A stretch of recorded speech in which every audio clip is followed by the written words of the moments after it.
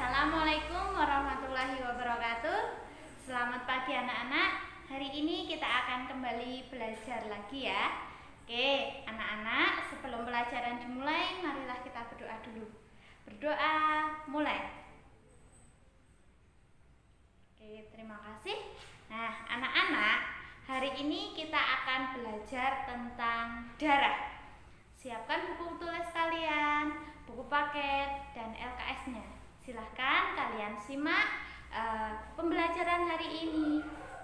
Dan kalian siapkan LKS-nya halaman 26 ya. Selamat mengerjakan dan selamat belajar untuk hari ini. Anak-anak, kita berjumpa lagi ya dengan Bulia. Hari ini kita akan belajar IPA KD 3.4 tentang darah.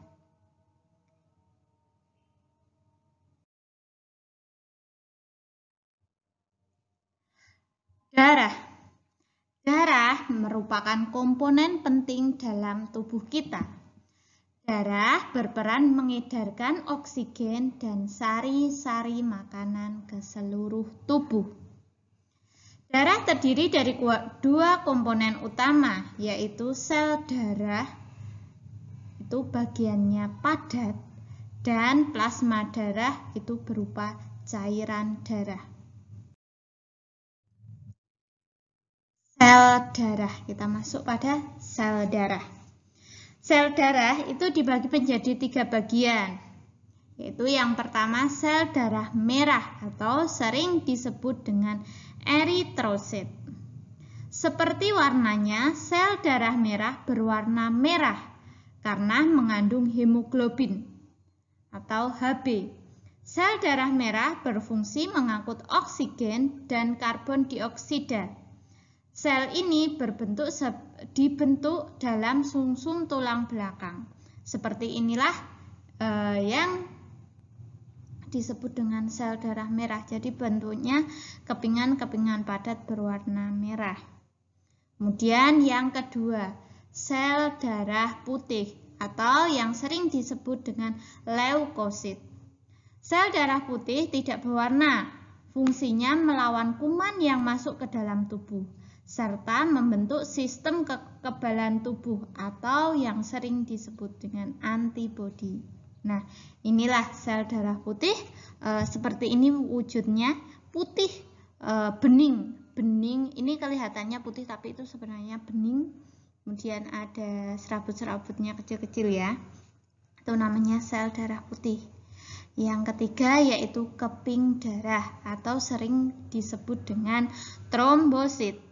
Keping darah merupakan sel darah yang berperan dalam proses pembekuan darah dan menyembuhkan luka. Inilah jadi yang namanya keping darah itu bentuknya seperti ini, punya serabut-serabut agak panjang, lebih panjang dari sel darah putih. Oke, lanjut. Plasma darah. Plasma darah merupakan bagian darah yang berbentuk cair. Di dalam plasma darah terlarut sari-sari makanan seperti gula, garam, lemak, protein, dan vitamin. Zat tersebut diangkat dan diedarkan ke seluruh tubuh untuk menghasilkan energi. Selain gizi, plasma darah juga terdapat fibrinogen. Fibrinogen berperan dalam penutupan luka pada pembekuan darah.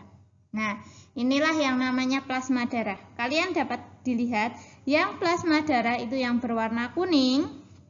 Ini berwarna kuning.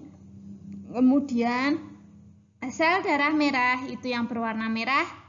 Kemudian trombosit itu yang di sini dan sel darah putih.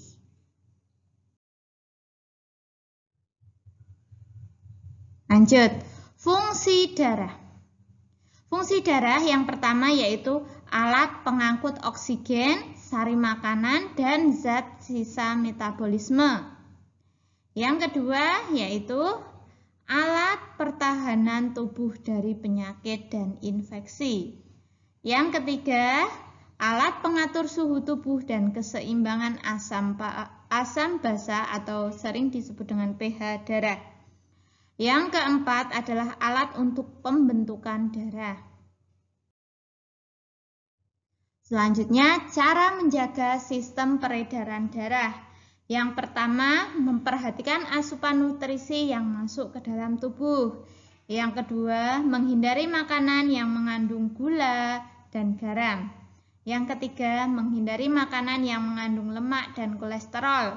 Yang keempat, menghindari alkohol, rokok, dan narkoba. Yang kelima, berolahraga secara teratur. Yang keenam, istirahat yang cukup. Dan yang ketujuh, banyaklah minum air putih. Oke, setelah kalian mempelajari tentang darah manusia, darah yang kita punya, sekarang kerjakanlah tugas dari Bu Guru. Kerjakan soal di bawah ini di buku tugas dengan menyertakan soalnya. Yang pertama, apa peran darah dalam tubuh kita? Yang kedua, sebutkan 2 komponen darah. Yang ketiga, sebutkan 3 komponen sel darah dan jelaskan fungsi setiap komponennya. Yang keempat, apa yang dimaksud dengan plasma darah? Yang kelima, sebutkan 4 fungsi darah dalam tubuh manusia. Yang keenam, sebutkan 7 cara menjaga kesehatan darah. Dan silahkan kalian kerjakan di buku tugas masing-masing. Selamat mengerjakan. Semoga kalian selalu diberikan kesehatan oleh Allah. Dan kita dapat berjumpa kembali di sekolah dalam keadaan sehat walafiat. Sekian dari Bu Guru. Wassalamualaikum warahmatullahi wabarakatuh.